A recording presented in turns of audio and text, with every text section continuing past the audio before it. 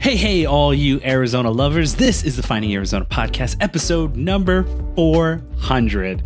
I say that with the biggest smile on my face that we've made it here, and it's just something that is incredibly profound, and I have very few words to say other than I am excited to share this episode with you. I've worked very hard to get here, so has my wife, so has every person who's come in through our doors. As we share their story one by one, I want to say I know from an entrepreneurial side that it is very difficult to start your own business and to take a leap of faith on yourself. So thank you so much to all 400 of those episodes, to every single person who has given us a chance to tell their story and root for them in the end. So this is for you, and this episode is essentially 4 people coming in together to share what their life has been since their episodes on with us. And I will jump into a little bit of the business side. Every episode of our podcast will always be found under our website, findingarizonapodcast.com. As I started that website, I was very scared to, put something with my name on it like that. And so this is very exciting to say that we've been doing this for this long and that this website has been a big part of that. So we hope that you guys will go out there and seek us out and look at everything that we've had to offer through the blog, through the vlog that's available on YouTube, and through everything from the episodes to just our social media. That's all under Finding Arizona Podcasts. I hope you guys will stay connected with us. Let us know who you want in next, because we really do want to hear from you guys on what's the next big thing coming in through Arizona. What is something that you want to know about and understand a little bit more? That helps us make sure that we can go seek them out and give a little bit of their story to you, the listener. And you can hear every episode of our podcast also on every podcast platform. When I first started doing podcasting, I did not think that this would be lasting this long. I was one of those skeptics thinking there's no real momentum in this world of podcasting, but sorely mistaken. And I was so glad that I got a chance to be a part of it. And now I'm doing this for not only myself, but for my son as well, and for my family, to leave a legacy of wanting to hear these stories and leaving a legacy of something more than that's out there for those stories, and that my son can understand that dad tried his best to make something special out of all of these little moments in life. And I'm so excited to share this episode with all of you. Just to give you a little bit of behind the scenes, we went to the Chestnut to record off hours from their from them being open. And we got together 4 individuals that we felt that were very big, vital moments throughout our podcasting days. And Britt and I, we've tried our best to pick out very special people that have not only become friends, but also have made a big impact at the community at large. So what you'll see is these 4 individuals, and I'll name them right now. We have Tony from Local Buzz, and also from Pollen. And it is exciting to say that Tony has been a real big change maker and real big vital part to the community. If you have not seen the Local Buzz stickers throughout the different local restaurants and entrepreneurial places, I encourage you to go look Local Buzz up. It is something that I hope will take off more and more every day, because it is something that I hope will really make a big impact on the scene of just community-wise, because that's what their impact is trying to do, is to share with you these special places, moments, areas, whatever you want to put it. It is something that they want to highlight more of, which is those community things. And Arizona and Phoenix in general is one of its biggest markets and one of its biggest, foundational areas, so that we hope Pollen is also a big part of his change maker life, and he has wanted to share this with other entrepreneurs and make sure that if you're the owner of a company and you need help marketing yourself through, you want to use other I don't know how else you would put this, but other people who are influencers, you can go do so through this app, and you are in charge, and it is based on you, the owner of the company, and it will help you guys really put yourselves out there a little bit more. So next up is my guy, Eric Walters. If you don't know Eric, Taste of AZ, Tap That AZ podcast, I don't know what to tell you. This is when I started doing podcasting and I started to really put myself out in the community of the podcast world. I took it upon myself to really look into the world of our local podcasters, and Eric stood out as one of the kindest, one of the most enlightening, and one of the most curiosity-driven podcasters. And Eric, from the bottom of my heart, I really, truly thank you for making my time with you a very fun one, but also a very inclusive one. When we do things together, I know that it's not just going to be me and you, it's going to be a community of other like-minded individuals, and our episodes reflect that. So thank you so much for being a part of this journey. On top of which, we have Kirsten. She was the owner of the Chestnut, and when we met her, it was like a new bright light coming into not only my world but Brittany's world and our podcast world. Incredible owner, incredible heart, incredible sense of purpose. If you've met her, you know what she's about, and you know what she wants to do with her business, she wants to do with her family. She is truly one of those individuals that has her head right, and she knows what she wants to do to achieve a life that is purposeful and a life that is just has full of meaning. So thank you so much for allowing us to take hold of your wonderful location. And last but not least, Meghan Alfonso. When I met Meghan, it dawned on me when we were speaking that this is someone who has not only more than enough history behind her that can show the world that if you have a family who truly makes an effect on its place, like a sense of place, you have more than enough to surely make a difference in your community. So if you haven't go checked out her episode, I encourage you to go do so. Her business, Girl About Town, and the Pierce Family Foundation is incredible. Her family is one of the longest living generational families here in the Valley, and I hope that we can give light to her and her family and what they've been trying to achieve and accomplish on just this momentary podcast, but also as she grows and makes a bigger effect in the world. We hope that she will go off and be kind of those pillars to those who are living here. And I really do feel like these four represent some of our best and brightest that we've interviewed. I'm really excited for the next 400 episodes, so stay with us. Subscribe, like, tell us who you want in next, and as always, we will catch you on the next episode. Kisses, hugs, and belly rubs to our four-legged friends. Let's get started. Episode 400. Woo woo. See ya.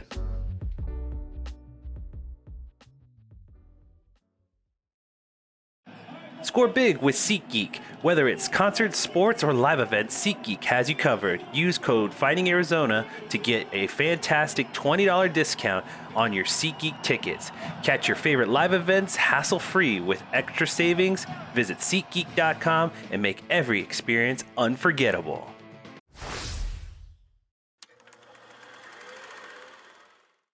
Welcome back, everybody, to the Fighting Arizona podcast. I'm your host, Jose. These four guests are part of our 400th episode, and I'm going to introduce them one by one, starting to my right. Ladies and gentlemen, all the way from episode 18, Tony is previously from Snow Shave Icery, but now he is a part of not only Local Buzz, but he is also part of Pollen, which is an app, and we're going to get into it more because there's stories to this. So moving on to the wonderful Kirsten, who's allowing us to be here in her wonderful space called Chestnut. She is episode 245. I am very excited because that was all the way in 2020. And then to my left over here is the wonderful, incomparable, awesome Eric Walters, all the way from Tap That AZ. And he is also our episode number 122, all the way from 2018. My guy. And then last but not least, always the wonderful and immaculately dressed Meghan Alfonso, all the way from Girl About Town from 2020. This is March 21st, 2020, when you were in our doors. Wow. 4 great people to join us on this 400th episode. I am very excited to have all of you a part of this. And I was telling you guys off air that it's been an incredible journey for not only myself, but for the 4 of you here. Each of you have been through it in one way or another, and we're going to talk about it a little bit. So I'm going to go around. I'm going to ask a few questions, and we're going to get into it. So we're going to start again to the right as one of the first ongoing individuals. And this is Tony. Tony, you were episode 12. You were starting out in this little shop that we met in, and we talked to each other about how much it means to be a progressive individual that's, going to choose our families, individualism, where we come from, and bring it to the culture at large. And I think you've done that on one way or another, not only through one of your businesses, but now you're trying to bring it forward in this new app that you're trying to establish. So give us a little bit of that journey from Snow to where you are now. I think what year was that? Damn. 2016. Damn, I felt like it was 2014, to be honest with you. I felt like, because Snow started in 2012. Well, my journey was 2012. Yeah. And then it took me 11 months to build out. Yeah. Until 2013. And then Snow Downtown opened up that 2 years. Right after I talked to you, I was already working on it. Yeah. Then I did Phoenix Night Market right after that. Yeah, right after that. And but it was just kind of that progression, right? Because I think in the industry, especially, working with the food industry, at that time, having, a restaurant in Central Phoenix was kind of really, that was a new, groundbreaking era, because there's only a few that was still doing it, like Aaron Chamberlain and all the, Clever Koi, Gadzooks and all that. There was barely the Phoenix food culture progression was starting to finally happen, right? But I think it was just those baby steps of getting there and getting to the night market. I think the night market led to the groundbreaking of, there's so many cultures and things happening in Phoenix that we need to bring this all together. So it was Asian inspired, but it was multicultural, right? Yeah, absolutely. And across the valley is so big, you just want to grab people from all different, local areas and bring them together, right? Yeah. And there was no night market yet. Yeah. So it was like day festivals, right? Yeah, this little dream that sprouted into something very much larger. It was inspired because Snow was doing a lot of festivals. Okay. And Matsuri was already, this year was already the 40th year anniversary. Oh, okay. And when I did it was the 30-year anniversary, right? And as a vendor, but I've noticed every time I did festivals, it was on the weekend. Yeah. It was at like a park and there was only 8 to 5. Yeah. And I was like, it clicked to me. I was like, and since I was like, Snow came from the Taiwanese night markets. Yes. So it was a street food. It was, so I was like, I'm going off that. And I came to find out my mom used to sell stuff in Thailand with night markets. Wow. Sell chicken eggs. Because my family were farmers, right? So So I don't know, it's all, and then, going back to California and revisiting my family over there, and the night market thing started to kick off, with 626 night market at OC. And I was like, let's try to make it happen here. Yeah. And one thing led to another after Snow Downtown, right? Yeah. But I think going back to connecting with other people in the food industry, F&B industry, people are doing so many amazing things. And it was just, I just feel great knowing the fact that I was part of that tinier timeline of connecting with all the pioneer chefs who laid the ground for a lot of things that's happening right now in Phoenix, right? So especially the food culture, right? Yeah. I love it. Well, I mean, again, this is one of those things where you have touched so many lives throughout your period of work and what you've been doing with every single one of your businesses. But as you brought up, the food and beverage would not be where it's at without some of the clinical and people who've been through this assessment and all this time period. And that leads me into my next person, Kirsten, over here. You have stood the test of time and trials and errors and even COVID on top of that by, just we were talking off air about your perseverance and your hard-headedness and how you go about different things here. But again, Chestnut has always been one of those pillars that has stood the test of time, has been here from a very early on set because of you and because of your leadership. Give us a little bit about what has been going on since the 2020 episode that we did. We're in a new space. We absolutely are. Yeah. We moved over here to 24th and Camelback at the Biltmore Center, closed the previous location end of May 2023. So moved in here, opened November 2023. Been here about 3 or 4 months now. It's been great move. Honestly, this opportunity popped up and I just couldn't say no. And this is really like my biggest, I guess, takeaway from being in this space and this experience is that the Biltmore Center is the epicenter of business in Phoenix. It is where almost all business is done, commercial real estate, financial, all that kind of good stuff. And you have corporation after corporation on this corner. So, we do breakfast and lunch, but there is Snooze, there is Scramble, there is Breakfast Club, there is Matt's Big Breakfast, there is, True Food, Hillstone, all of that, which by the way, all of them are fantastic. Do not get me wrong. But it kind of brings me back to my roots on 44th and Camelback, where we were this mom and pop surrounded by Sam Fox and the Mastro family and Bob Lynn and all this stuff. And it's like, we are this mom and pop. Can I cut you off for a question? Yeah. The reason why I heard about you because I'm lost in time. Yeah. So I can't find out that you're part-time. Well, my mom is Thai by nationality. So that's how somehow when I still had to spell when I was like, what is it? Who's Thai, this chick? Yeah, Thai restaurant. Curious about it, right? Yeah. So central area, right? Yeah, so for sure. I was doing some progressive, connotation, not the typical Thai American. No offense to that, but but you're doing something different. So that's how I heard about you. Yeah, thank you. I think it's interesting because it's really when I say mom and pop, it's pop. It's mom, not pop. Mom. It's mom. But I'm really proud of what and what we as a team and what the community has supported in creating through Chestnut, right? Like people will say, oh, it's you. It's not. Like it really has to be a connection between me and the community and my team, right? Like it has to be very fluid or else we come and we go, right? Like restaurants are very, very, and like very, very, very hard to manage and deal with between food costs and labor costs and all the fluctuating differences and stuff. So like to be able to be in this industry for over 10 years now with literally zero experience is mind-boggling to me. I even think about it sometimes and I'm like, how the heck did I get here? Like, how did I survive? How did this happen? It's like when you drive somewhere and you're like, I don't remember driving. Totally. Yeah. A couple of hours about it. Totally. But you know what?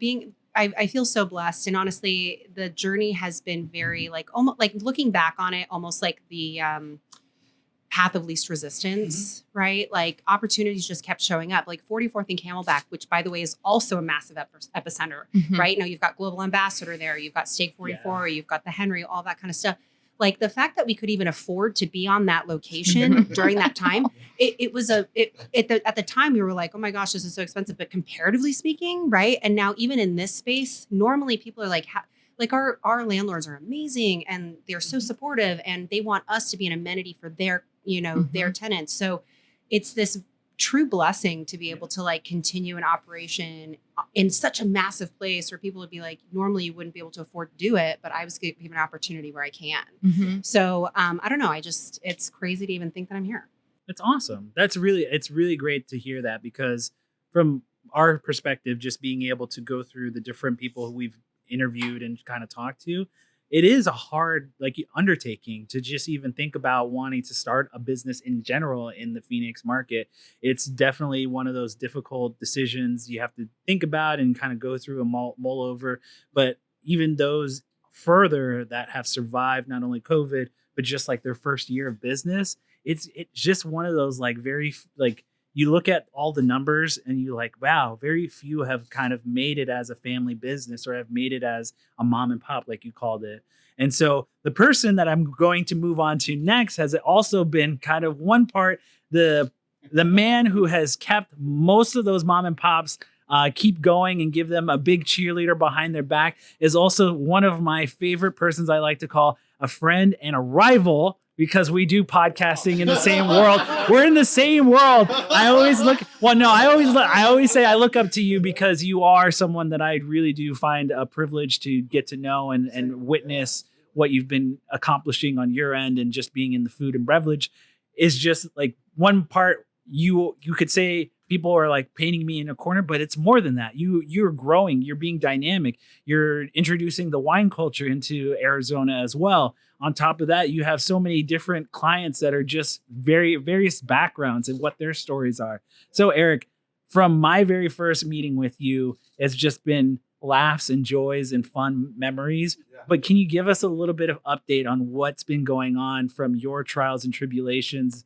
Not only, I haven't talked to you about COVID and what you went through then, but I mean, you've made a magazine, you've taken on actual employees since then as well. So give us some updates. Yeah. Well, so we did that episode in 2018, right? Yeah. Yeah, everything's changed since then. So, starting with a music podcast in 2016. That's a music podcast? Yeah, we had a music podcast. That's how it all started. I remember the beer podcast. Well, yeah. So it was just me and a friend, and this was like before Skype or Zoom was popular in 2016. Right. You know, we both moved from Ohio in he moved there to Florida in 2006. I moved to Arizona in 2007, but we always stayed connected with music. So we're like, and we grew up in a really, really strange part of the world. We grew up in, you know where East Palestine is? Have you heard of the town where the train blew up? Like the chemical train? Oh, yeah. That was my hometown. Oh my gosh. So like northern Appalachians, like very, very strange place to grow up. So, you know, I always wanted to get away from there. And my friend and I were like, we need to have a podcast about all the strange characters we grew up around. I'm like, nobody would give a shit about that. Like, you know, we think it's funny to tell you, you know, but so we landed on music because we always connect with music. I would send him a band, like, dude, check these guys out. So started a music podcast where it'd just be us on like a Saturday night on Skype, having some drinks and talking about music, right? So, you know, we were talking about like with young kids, you know, your son is what, 3? 2. Yeah. So my daughters were, I think, like 4 and 6. Yeah. So my wife was like, I got them for a little bit. Go have fun, record your podcast, right? So we had a segment called "What the F Are You Drinking?" because we were always drinking. And we would tag local breweries in it. Or I would tag local breweries. And then so Mother Road replied, and Peoria Artisan, they're like, hey, we'd love for you to come and do a podcast. I'm like, I don't know how to do that. Like, I know how to Skype. Like, I know we're like 10 miles away, but let's Skype. My friend who I was doing the podcast with, really good business mind, he's like, dude, that's an opportunity. He's like, there's local businesses that are requesting for you to come in and tell their story. So I bought a setup just like this and started traveling around the state, you know, meeting with brewers and owners and really just telling their story. And it wasn't about like critiquing and reviewing. It was like, let's just talk. Let's hear your story. Yeah. And they really appreciated that. And so that was in 2017. We met in 2018. Middle of 2018, I met my current business partner, Luke. We launched the Arizona Beer Book in 2019. 2020, we launched the Taste of AZ, just the podcast. The year after, we launched the first issue of the magazine. So it's been chaos. And then this past year, so exciting. And right, Luke, when I was finishing up with Snow, you guys were like issued the 3rd issue already. It was just one thing, and I have a really great business partner. Like, I'm 45, he's 27, and he's the mature one. Like, he's the one that keeps us straight. I didn't realize how young he was. What? I didn't realize how young he was. Yeah. He's so when we partnered up, he was 24. Honestly, I thought he was already in his 30s. Yeah, no, and Super young. I'm sorry to say that. So he had publishing experience, good and he's thing. like, let's Good do a thing book. when I'm like, I've never done a book. He's like, let's try it out. So we did it, and then he's like, let's do a magazine. I'm like, I've never done a magazine. He's like, we've never done a book. We did that. I'm like, all right, let's do it. And just as we continue to do things, the confidence just continued to grow, right? So that all culminated to our festival we just had in January at Salt River Fields. Yeah. 1,500 people sold it out. Yeah. Wow, that's amazing. It looked like a lot of fun. I'm sorry we couldn't make it. But That's right. Yeah. I saw all of the photos. I saw all the social media. Yeah. It was a proud moment for me, just being able to say I knew the guy behind it. Thank you. Mhm. Yeah. Behind it. No, the fact that you guys did it, you know what I mean? Like, Yeah. I know the Throw Festival is a lot of work. I mean, Yeah. Yeah. especially, I definitely understand, like, but to go from that to what you guys did within that, time frame within 5 years, Yeah. that's where Yeah. you guys are in the right position. Thank you. Everything Yeah. always takes like at least 5 years to get to the next, Mm-hmm. step of doing something big, right? Yeah. You guys did, man. Congrats. Thank you. Yeah. Yeah. So I mean, I don't know if that was all over the place, right? But that's where we're at. Just you shooting know? a dice. Should we throw Yeah. a festival? Yeah. What a great partner. Salt River Fields being a partner too was huge. Yeah, They're like, hey, it's a you big guys bring what you bring, accomplishment. we'll do what we do. Right. I'm like, so I don't have Mhm. to worry about security and fencing. And they're like, no. But you get Don Rogerio here, you get Adam Allison, and I'm like, Mhm. I can do that. Yeah. That's Um, awesome. Yeah.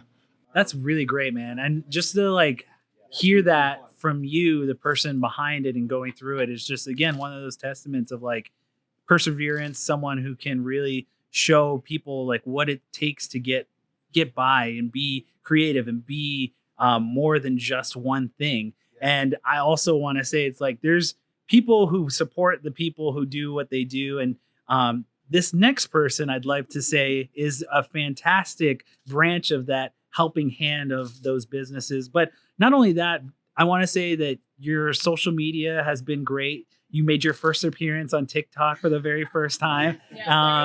Yes. And you've been one of those people that like, I like to say is just fantastically quietly, growing, just like very much just, in the trenches, just really stacking up more and more. And you've opened up a new branch in a new state.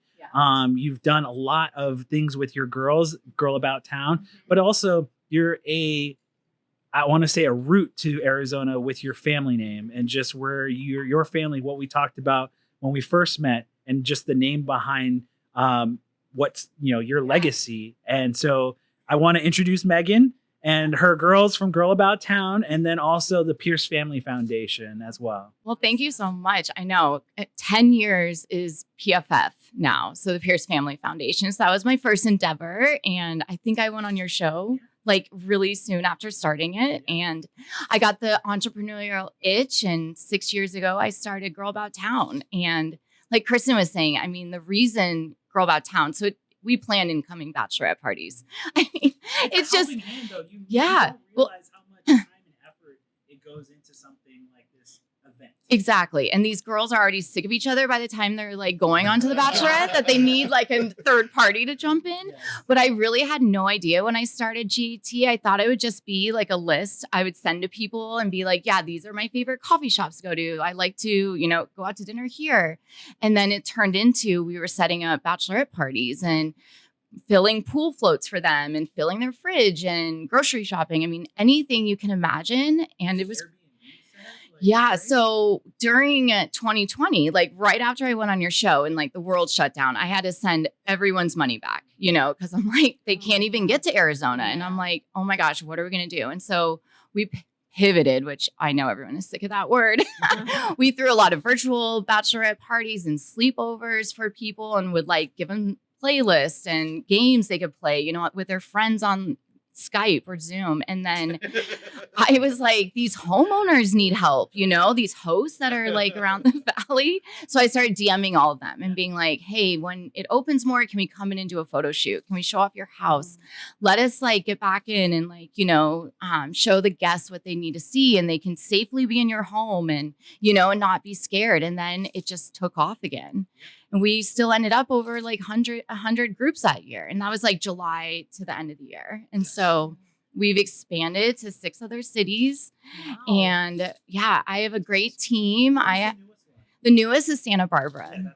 Yes. I'm so excited about that one. So actually this week, our St. Louis ambassador is coming to Scottsdale to train with us. So yes. So cool. And then last time I was at Chestnut, our Chicago ambassadors were here training. So awesome. yeah. When we met at Chestnut here, I think it was just a person. Yeah, one of your I think friends. it's just one in my. Oh yes, it's a home, another Airbnb home. Okay, owner. that's what it was. Yes. Oh my gosh. So again, it's like one of those aspects of like full circle of like reaching new networking opportunities, being a stable of part of Arizona, being a cultivator of Arizona and being a helping hand of people who come to Arizona. I mean, the group of you together, I'm really great that we've now all caught up. Now is the fun part that we get to have a little bit of fun. I have some friendly questions, and these are just, I promise they're just friendly questions. One of them is it's called Hidden Gem. I want to know one of your guys' favorite hidden gems of Arizona, absolutely love or would recommend to others. So let's go reverse order. Let's go Meghan first, because she's probably in the thick of it all the time of finding those recommendations. I know. Oh my gosh, Jose, you always do this to me. Hidden gem. So anywhere? Yeah, any hidden gem that you would recommend to someone if they're visiting or being here for the first time in the area that you want to just shout out. Okay, I really love going up to Sedona, and I love Mariposa, the restaurant. Yes. I think it's such a beautiful view, and like it's so like you're looking at the red rocks, and the food and the service is just like amazing. And so, yeah, that would be one of my places I'd recommend. I like we're hitting the road. I know. And We're going north. Yeah. North to Sedona. Okay. Now Eric's Okay. turn. Wow. Dang. I get asked this all the time I too. know, People are like, that's why I want to hear from the but I don't know. I don't know anything. Like, this whole book. No, but there's it's funny nothing- though. People are like, "Oh, this place looks good." I'm like, "Yeah, my business partner took that photo. Yeah, that's so bad." Oh my God. I forgot. My wife Let me gets so text her. frustrated. She's like, "You publish a magazine, you don't know where to tell people." I'm like, "I don't go to the places typically. I wish I did." Yeah. Give me one that's like maybe your newfound favorite, like something that you probably just came across. So I went to a place on like the 17 and Bell Road, Banh Mi Vietnamese Okay. grill, I think. I love Oh, it was Vietnamese food. incredible. Awesome. So I've kind of run the gamut of. So I started Tap That AZ in 2017. That was all beer. Yeah. I'm kind of beered out at this point. Yeah. I actually stopped Tap That AZ earlier this year. I kind of put it on the back burner just to kind of, I'm kind of over this a little bit, and then I haven't Just missed it. Being more health conscious a little bit. Yeah. More health conscious, and also like Keep we're me getting down somebody- in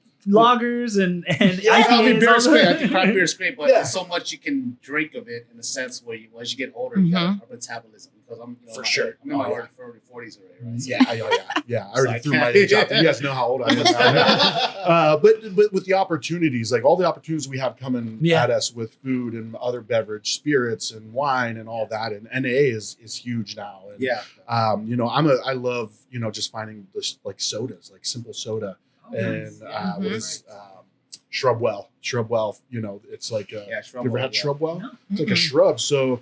Not a shrub. It's an actual shrub. It's called a shrub. It's a drink, and Shout it's out some to sort of Shrubwell, like man. fermented, is kind of vinegary a little bit, but you mix it with Mix like it with soda like carbonated water, and it's, they're using Uptown Market.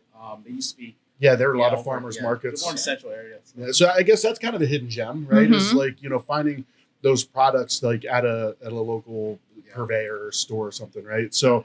I stopped Tap That AZ, and I could tell everybody, like, where if you want to find a great lager, if you want to find a great, sour or whatever. So I've been trying to explore some different things. So international cuisine is something that I've really been into, and I love places that you go and like a Wren and Wolf where you have like this great experience and it's over the top and it's cool. But I also miss the growing up where I grew up, the best restaurants were always, it was like a Chinese restaurant or it was an Italian restaurant or a Greek restaurant that's been there forever, and it doesn't have all these bells and whistles, but it has this like incredible story, great people, and great food. So It's great taste. for sure. And to me, that's what drew me to doing podcasting were those stories. Like, I sit down with somebody, I'm like, they tell me their story. And they're like, yeah, I just thought it was a good business opportunity. I'm like, shit, well, I don't want to hear that, I want to hear the heart and soul. I want to hear like the struggles, like, I quit this job that I was doing to pursue this dream, So I would say the Banh Mi Vietnamese grill, and then I just went to Salvadoreño. It's like a Salvador. Yeah. Is that the Sunny Slope? Yeah. Right. It's incredible. And they make these things called pupusas. Pupusas. Yeah, and it's like basically just like it's like. Can I jump in on this? Yeah, So I'm gonna please. tell you something. So pupusas, right? So Yeah. I'm gonna let you guys know this is not a hidden gem. In a sense, it is because it's not. It's not too mainstream in that level of. It's more like Salvadoran community, Latino community, driven in a sense. So it's on McDowell like 17th Ave somewhere on Miracle Mile. There's a place. was the tip of my tongue. Got the name, but the kitchen, all the women that work in there are all women and aunties and cousins. It's just straight Oh my all gosh, it's Latino family. women. And you go in there, you can just once you walk in, you hear the lady go like this, right? It's just to me in Phoenix, just to see walk in, because everyone says, "Oh man, I got that good auntie that does this, or good someone in that family," right? Mhm. Yeah. But when you see a whole line of them in there, Oh yeah. and it's just and there's only dude they have in there is he's the busboy. I mean, doing the dishes. Yeah. It's like the nephew. But you go in there, it's all women that work there, and all generations. our generation. But for most part, like to me, that was like, I look at it, I'm like, these ladies are like, going back to like they're about just the good food, a good taste, a good story. Because when you go there, they have posters, or even like pictures of Salvadoran ladies, women taking, washing their clothes in Salvadoran, cooking and doing all. It's just like, I'm like, Yeah. where's the men in it? It's that culture of Yeah, like, the culture of food it, yeah. comes from that perspective of the main. And it's not just like all women, it's a women thing, but it's just like these women who kind of laid the ground of making good Salvadorian food, right? Yeah. But it is the women, right? Like Yeah. when I talk to chefs, 9 out of 10 times it's like my grandma and my Mhm. mom, Yeah. are, cooking with whether the chef is a woman or a man. It's always, and that's for me, it's my grandma. Like my grandma was, she owned And there's no Italian measurement restaurant. spoon, right? She just kind of like, Oh yeah, look at this. She's feeding you. She shoved it in your face. My grandma just ate like 2 pounds of your crumb spaghetti. Like, I don't need garlic Right. bread, but I'll eat it. Cooking. But yeah, no, and I guess I love the whole gamut of it. Like I love to eat. So yeah, that would be my hidden gem. And thank you for the Just because everybody said, additional. I need Yeah. the name. this is all I thought in my head is the ladies in the kitchen going like this. Yeah. And they just toss it onto like a pancake onto the. Oh, then they stuff grill, it with yes. like carne man. asada and cheese, or Oh, pepperoni so and good. cheese, or Sounds some so sort good. of I meat know. and cheese. Yeah. So Yeah. What's the name of Well, this it was- place? I know. I'm gonna search Okay. it now. While you're Kristen, your turn. Oh, yeah, Your no, turn. I- okay. Your turn. Yeah. My husband is Salvadorian. Oh, really? Okay. Yeah. you gotta check it out. My They father-in-law. got 3 locations, I think. Yeah. Perfect.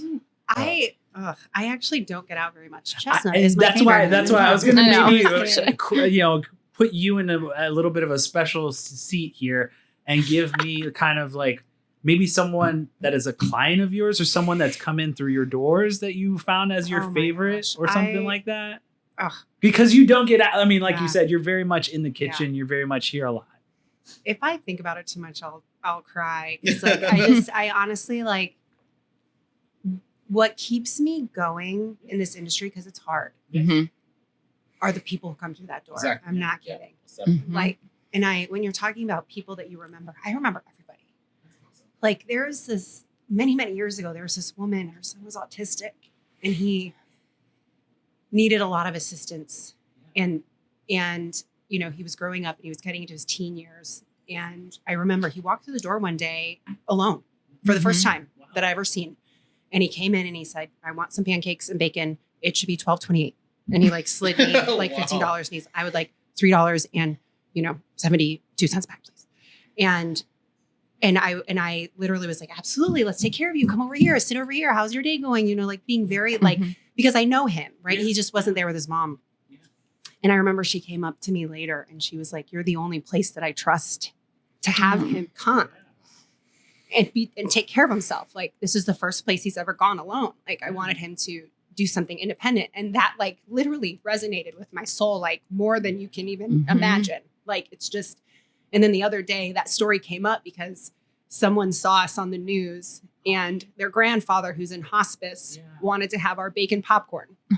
And so they sent their son to come in and we made them an order to take home to eat while he's in hospice. And like, that's the kind of stuff that like just really, I don't mean to like get like weird about it. Yeah. But it really just like, gosh, Mm-hmm. like I'm on the right path. Yeah. You can feel it. Yeah. Like it's those moments.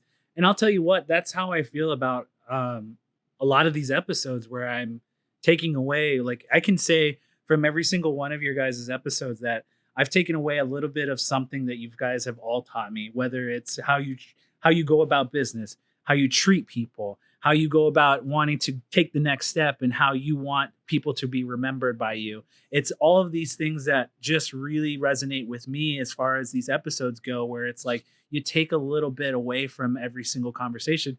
And I think that's what my grandfather would have wanted and is the real inspiration behind this whole podcast was he taught me that every story matters. Every person who tells that story counts. And you should be able to sit down for at least, an hour. Like, he never said specifically, but he's like, you should be able to sit down with someone and know that you're not the smartest person, or you can learn from this individual. Like, those are so important because it is what they have to offer to you, that you can learn something like that from them, and you can take away a little bit and learn and give back to someone else.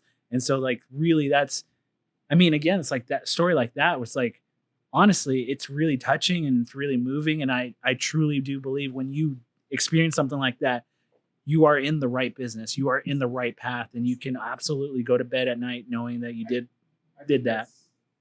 That's awesome. I know, that's so beautiful. It's just like, just to serve those kind of, customers in general, and being in a restaurant industry services, you have to have patience and have compassion too, right? And the fact that you walked in, he said that he needed 12 something. I wish I had more customers like that. We're just like, this is what I have and I'm gonna give you. Yeah, like you just calculated for me. You thought ahead for me. I'm just gonna give you the chase, whatever you need, right? So to me, that's why I was like, oh, that's cool. I was saying like autistic is cool. I'm just meant the fact that he just came there. This is what I have, and this is what I need, and you delivered it, right? Yeah. And without having to go in this kind of chaotic thing where you became an understanding for that customer, and you felt that being compassionate and understanding that you were. It just felt you, right? Well, I think as like you said, pillars in the community. As much as I'm not one to consider myself that, like, if you're going to give us that title, that's a massive responsibility, right? Like you all have, and I have shown up in that capacity, and it's huge, right? And I think that like not taking that and being proud of it is diminishing our purpose and our passions. And so all of us have done that in great ways. So, compassion is definitely, definitely you have patience for it. So. We all have mom. My mom.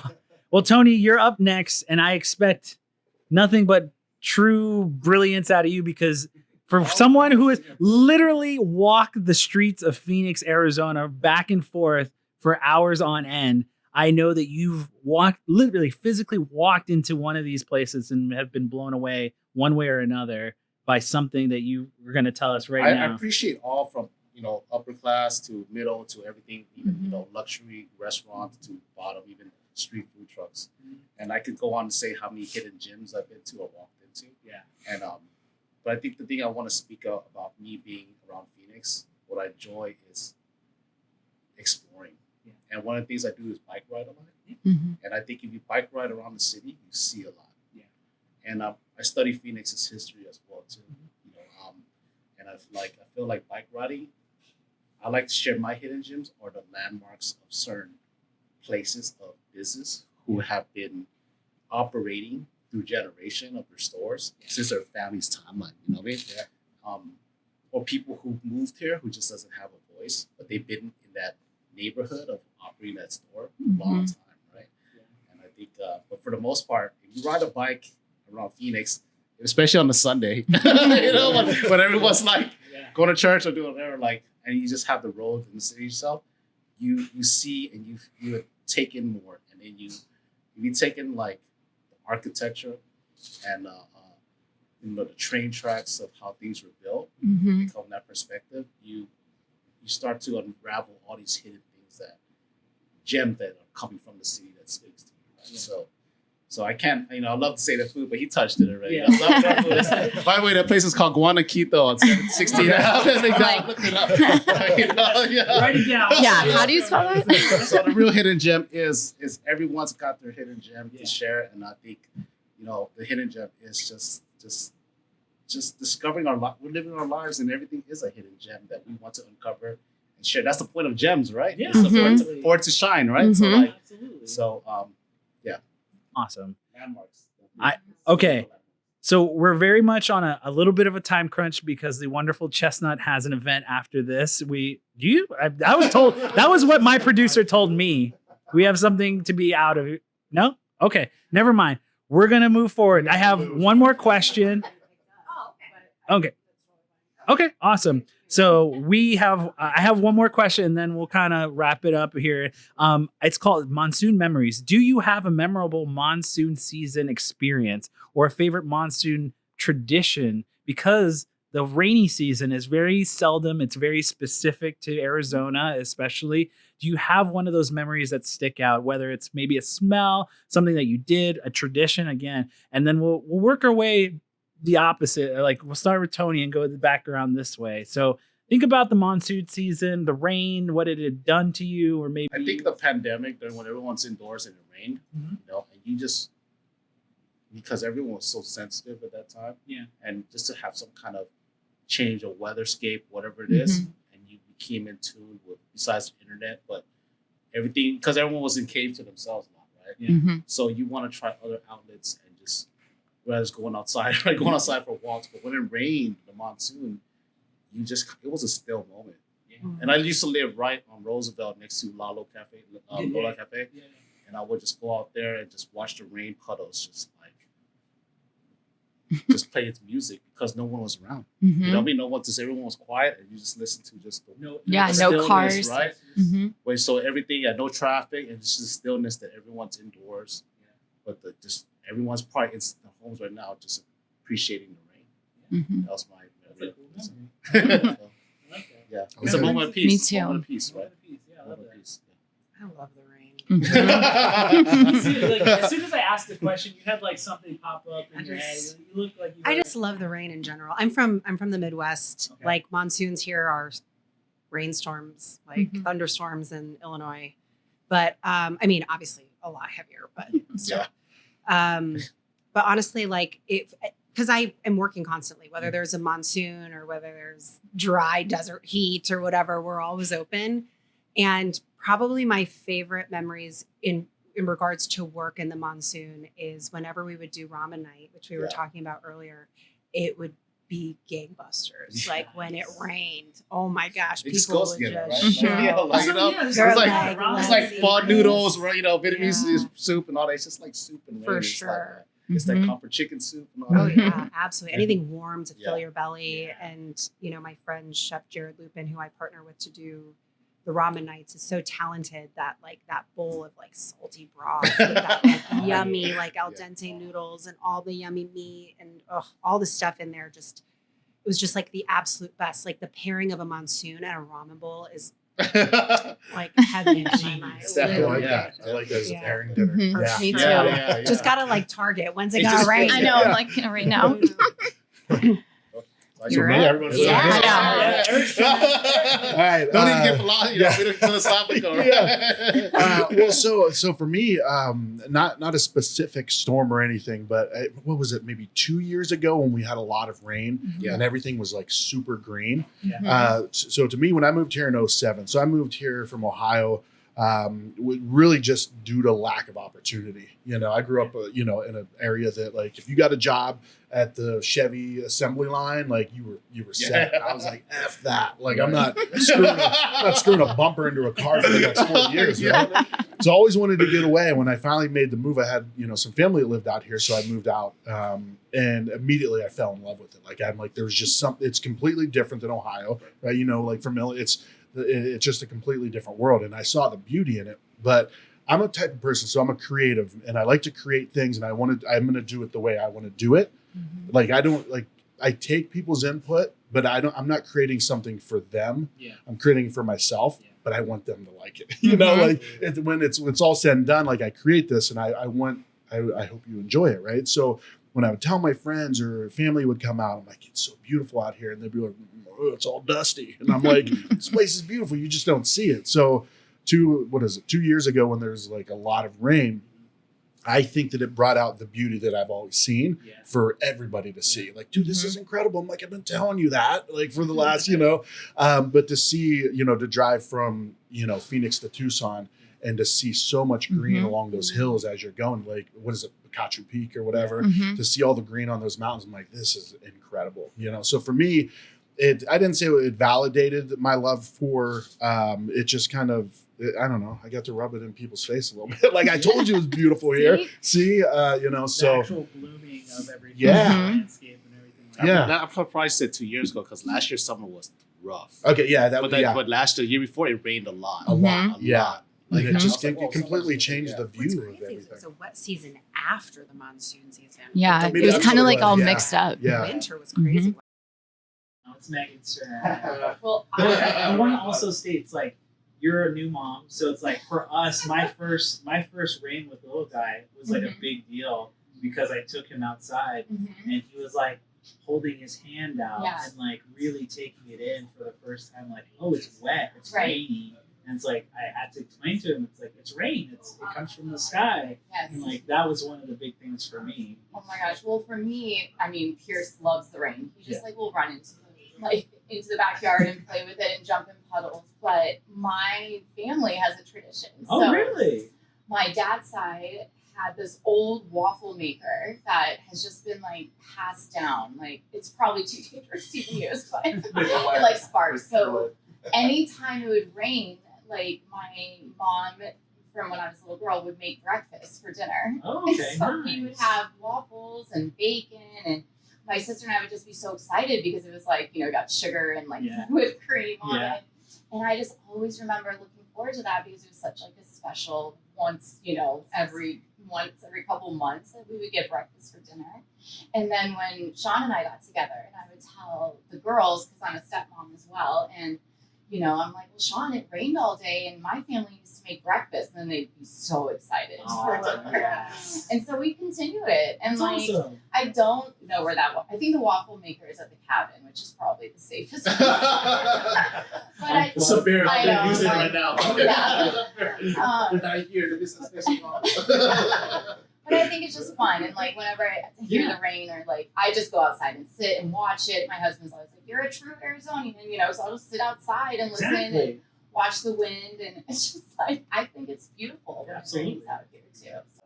I love that. So again, it's like I think we've all kind of had our little moments of cherished things that we've kind of experienced and what we've all been through, and kind of shouting out who we like and what we really want to do with our lives and what we've been accomplishing through the past couple of years. So I first off just want to thank all of you for being here, because I've talked to you all individually about some way of like how I feel about these podcasts is that I have always wanted to bring together these individuals. I've always wanted to have these moments shared with not only you guys, but with the community at large. But on top of that, it just means a lot that you guys have taken time out of your own what we've already learned about each other, our own busy schedules. But it's like, man, you all really do mean a lot to me, because you have not only affected my life, but affected my wife's life, affected my son's life. And I hope to continue that forward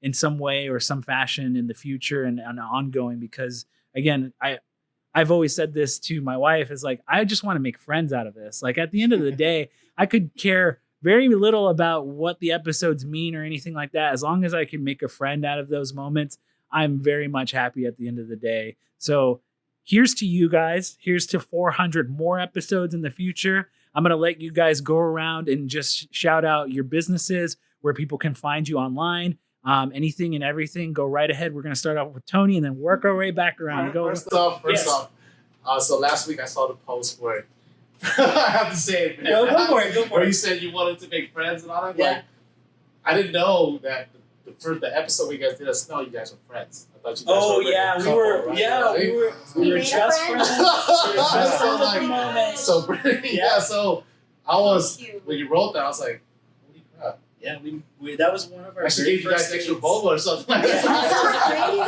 You know, It was one of our very first So dates. the I explained to her I had a podcast, Yeah. and I was like really embarrassed to tell her that I had a podcast. But she told me she loved She wanted to get podcasts. involved with it. She yeah. wanted to get involved with it, and I was That like, episode, really yeah. at the time, I needed a photographer, like a second hand. And she was like, I'll do it. Like, she was like, I'm on board. I was like, okay, great, because I have an episode that I got to go record literally down the street. It's a like dessert place. Let's go. And that's where we met Tony. And that's And then, yeah, that's a love story that happened. So. I love that. Well, right. Yeah. Yeah. That is the sweetest. Oh, you guys like a trip to like, to the Just being Bahamas. there was fine, dude. It was Wow. like again, you made Take it him on a so. bike ride. I didn't Yeah. take him on a bike ride. Take me on a bike ride. We'll go on a tandem bicycle together. I still go to Anna's Nails. Shout out to Anna's Nails right there. Oh, Cute little man. spot. Well, thank you guys. I appreciate it. I mean, like, first off, I sit here right now, I always try to learn something from the day, take it from there, whether it's like you being a restaurant owner as, what makes you, drives you is your customers and you having that compassion and patience and understanding for people with, autism, right? We would say.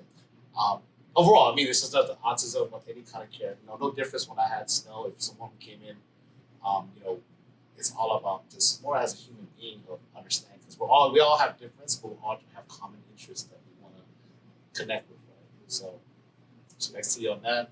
You really fine, dude. You guys are robbed. You went from the beer taste. I didn't even know the music thing. That was cool too. I think should bring it back. It takes the hazy music. So, you Call guys that, know. what the F are you drinking? Dude. You even did like a radio jingle. It's true. Yeah. You had a whole thing going on. Yeah, please. Yeah, we did. It was like me and my wife and my father-in-law and my wife's cousin and his girlfriend at the time, my wife. We were having some drinks. I'm like, hey, I want to do this theme song. You guys come and circle around this microphone. You drinking? That's gonna be like those TikTok. It's gonna be a TikTok audio. Yeah, you're seeing on TikTok. Have your kids redo it. You do it like before and now after with your kids involved. I like that. That'd I be like fun. that. Yeah. Yeah, man. You guys like. I know it costs a lot to publish high quality music. Thank you. Yeah. For you guys get to like creating festivals right now, and props to you guys because giving, especially like I said, food industry is still that voice for people to get the food out there.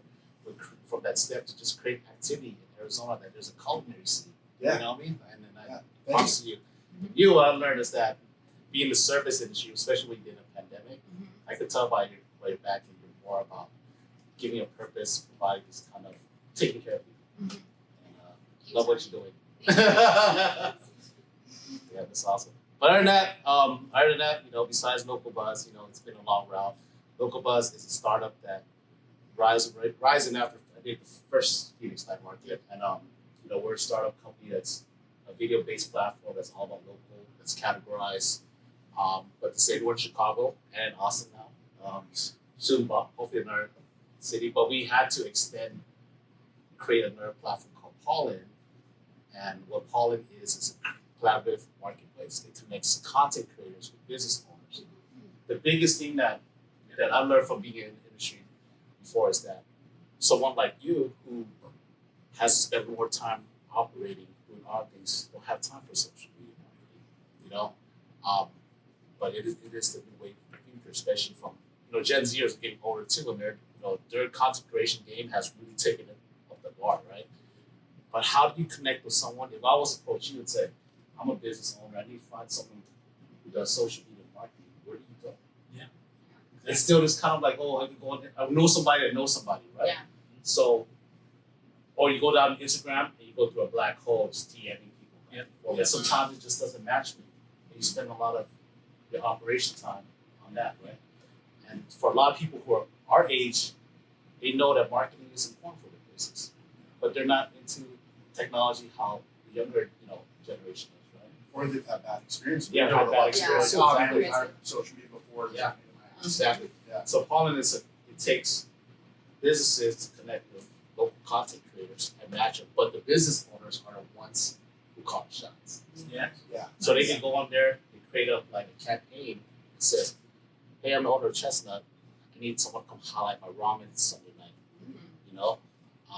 The content creators will apply for that gig. It's kind of like Craigslist. We put out Fiverr a little bit too, right? So they apply for that gig. You need to look at content creators and see what kind of content they're interested in. Well, if they're foodies, they're interested in, right?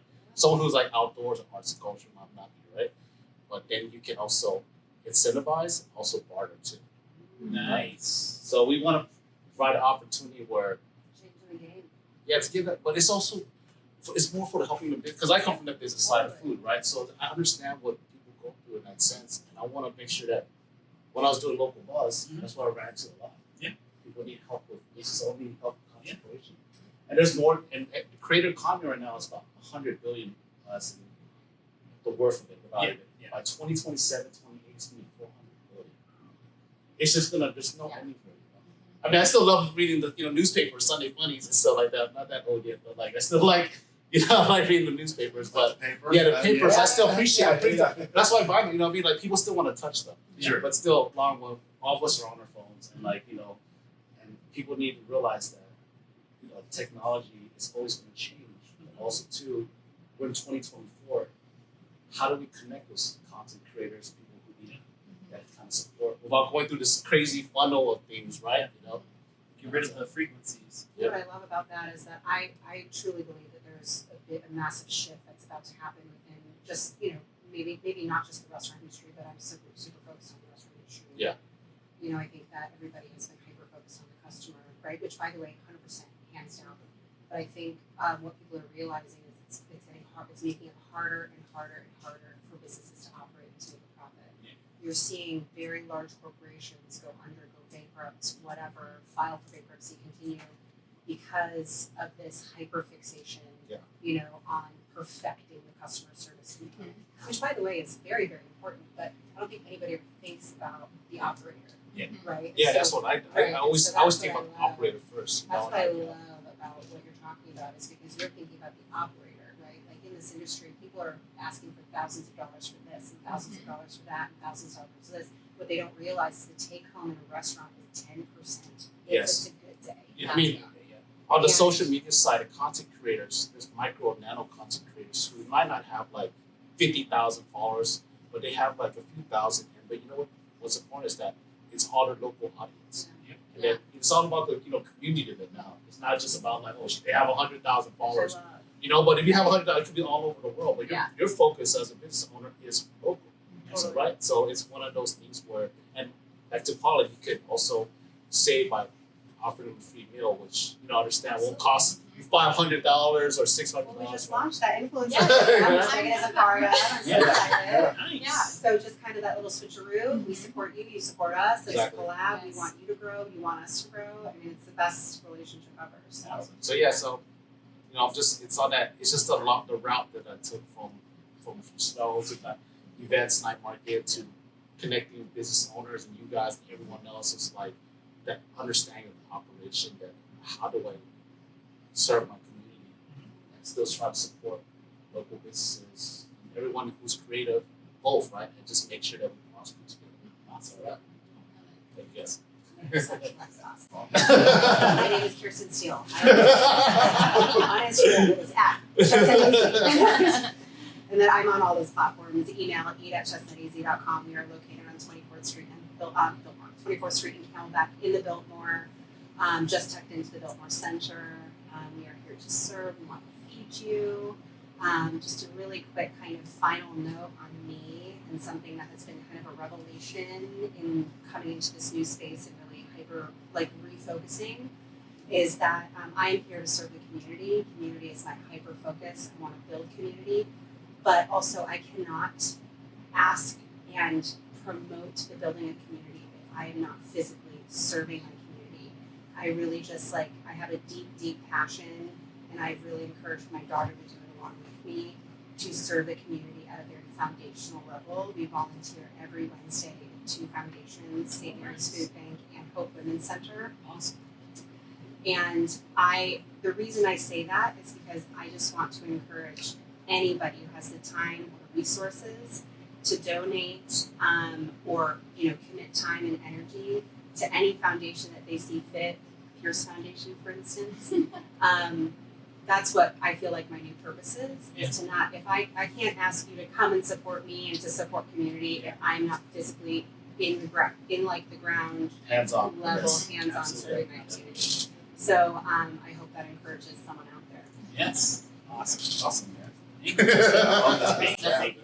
Well, I mean, and that brings up a really good point. One of the things that really draws me to food and beverages, like I said, my grandmother owned a restaurant growing up, right? And I saw all the good that she did for like our neighborhood, but our town, like our area.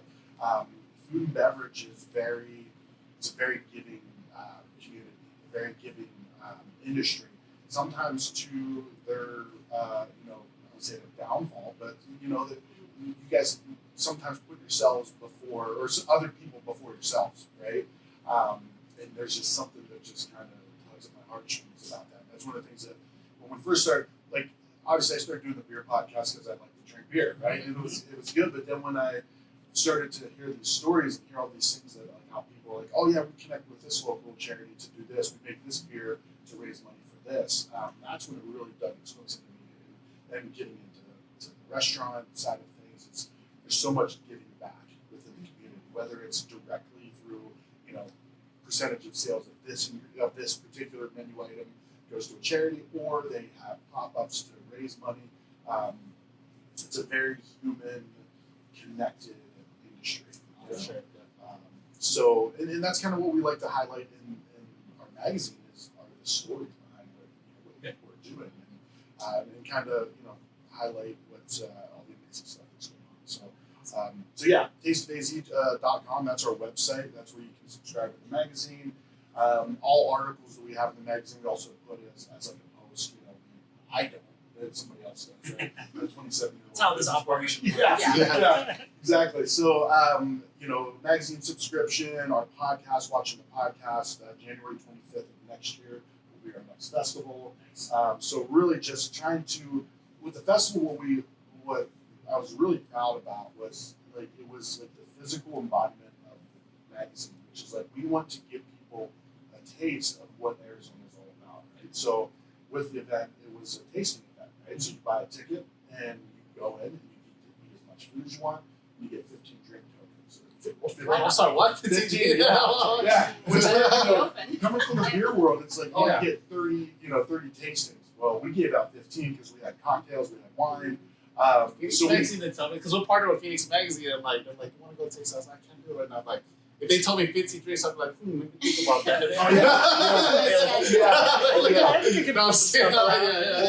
We saw the tables, people had their lanyards, and we would see 6 of them marked off. We're like, okay, we're doing well. That's a lot. That's a lot. Is it like micro kind of? Well, so it's like tastings. Right? So it was like a tasting wise. I thought you meant just like 15. No, me too. I was like, wait. I'm good with just one. So my father-in-law, he's very not hard to please, but he's not.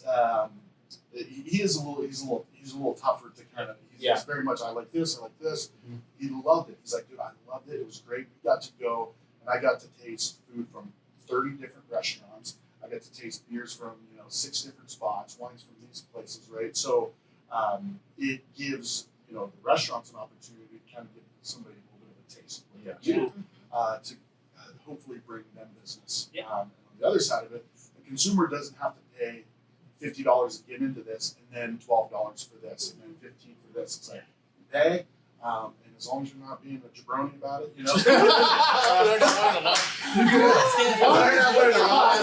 long time. That's so big. I've heard that word once in a while, but I haven't heard that word in a long time. It's one of my favorites. Is that a Midwest thing? Oh, it's a Midwest. The Rock made it popular for but no, it's I love that we're able to kind of share stories and bring people together through great food. And you guys are rocking it, man. Thank you. Yeah, much respect. Megan, you have so much going on. At the top of, again, I love your son. He's really a gem. He's truly Well, what we went through. Yeah. We had to go through IVF, and you I think I touched on it a couple times, and so that was the hardest experience I've ever been through, and it was right during 2020, and so it was very scary, and you didn't know, and we had to do a lot of egg retrievals, and he was our one embryo that was healthy, and it worked. So I just feel so blessed, and I just want to thank you. You don't get enough credit for what you guys do for our city and being able to share our stories, and I just think it's amazing that you've been going this long, and I'm super excited to be back and keep talking about Girl About Town. And one thing I'm hoping with the company, since we've been expanding, we're giving other women, and we could have men if they want to do it, the opportunity to have their own small business in our city. And Franchise. It's similar. We trademarked, and we're basically it's they're purchasing their own city and growing it. and you know, we'll hopefully be able to like be successful. And yeah, but it's all about just community and giving back. And the whole reason I started that was because I wanted to share why I love Scottsdale and Arizona. Yep. Now I'm planning bachelorettes and proposals. Yeah. So, you know, Absolutely. but it's really exciting. And thank you for letting us share our story. You are absolutely welcome back anytime. All of you are welcome back anytime. I'm hoping to connect in the future again. The 1400 episode. Yeah. Yeah. There we go. Definitely. Again, I honestly, when I started this, I did not think 100 would come. I did not think 200 would come. I did not think any of this would come in how long we've been doing this for. But the fact that we can say that we've made these many episodes on top of these many friendships, it just really shows that I'm doing something right. I'm doing something right and correct, and I'm hoping to continue that forward. Just one part of parenthood being a big aspect of this is one part of a legacy, and just having sharing with my son what my grandfather taught to me. Hopefully, give him something to look forward to, and meeting other individuals and becoming friends with them as well. And that's ultimately down the road. I'm just very excited to meet new people, meet new friends, meet new stories and things like that. And that is hopefully going to continue us forward into I'm impressed, man. 400 like this many years, and you're saying the same thing. And you know what the thing is, that everyone here has their purpose. Yeah. You have your journey. Everyone has their journey. Yeah. And as long as you love what you're doing, it doesn't stop you, even though going through the hurdles. Yeah. Whatever you guys got to do, you guys all got to do. You just love what you guys do.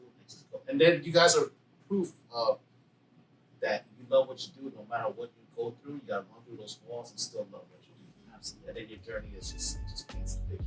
Yes, absolutely. That'll conclude this episode 400. Yes.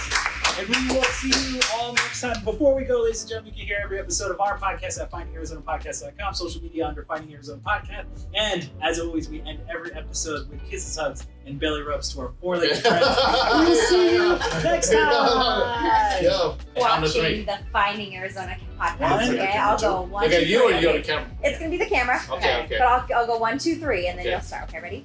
1, 2, 3. You're watching the Finding Arizona